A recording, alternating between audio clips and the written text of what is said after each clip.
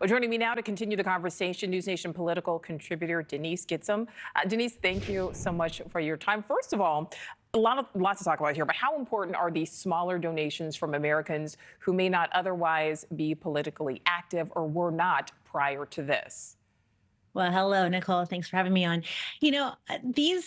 What this really shows more than anything, these small dollar donations is not only do they add up as they have for RFK Jr., but it shows an excitement that really strikes fear into the hearts of established parties.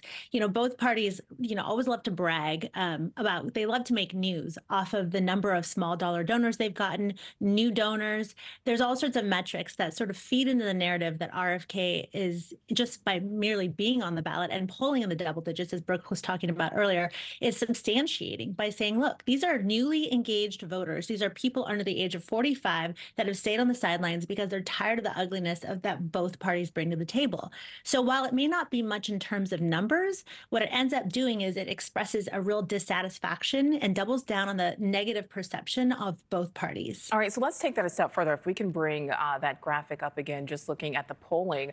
And, we see, again, RFK, there he is with that 10%. Just talk about how much sporadic or first-time voters can really potentially impact elections and, impact what happens come November.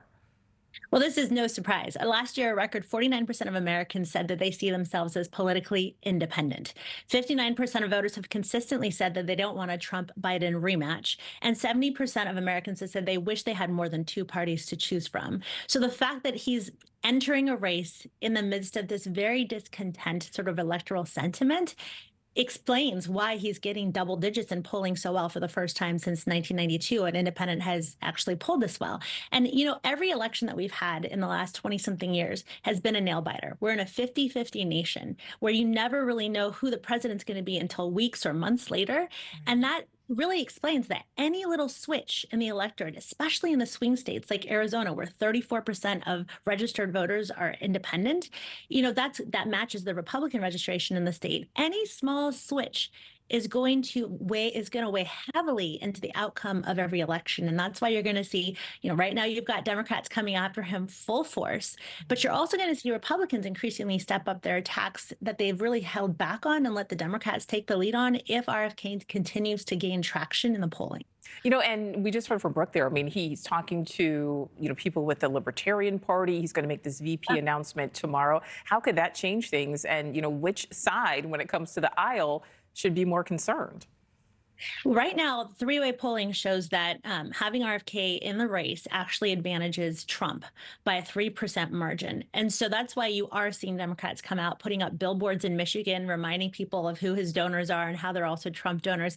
But I think that really when he makes his announcement tomorrow, if it ends up being Nicole Shanahan, and even if it isn't, there's a lot of Democrats that have given huge money to RFK as well. And so I really don't know how this will all pan out. I'm not sure that he has an actual chance. But if you saw what happened in Argentina with the new president down there, he was an out of the box third party candidate that ran against the establishment. And he did incredibly well with young voters, which seem particularly energized in America in this election cycle.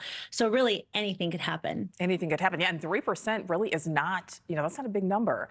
My last question for you, Denise. He's raised nearly $28 million. That was as of the end of last month. How does that compare to what we normally see from independent candidates?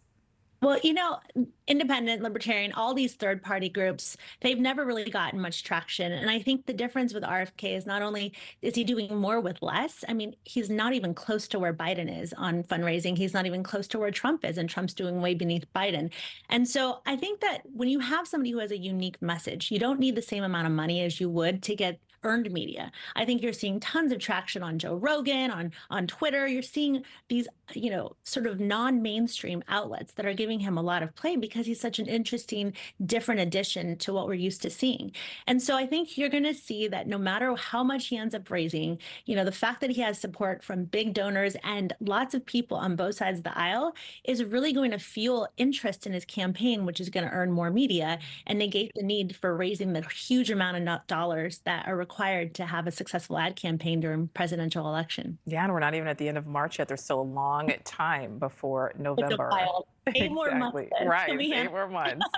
Denise Gitsham, thank you so much. Thank you so much for having me on.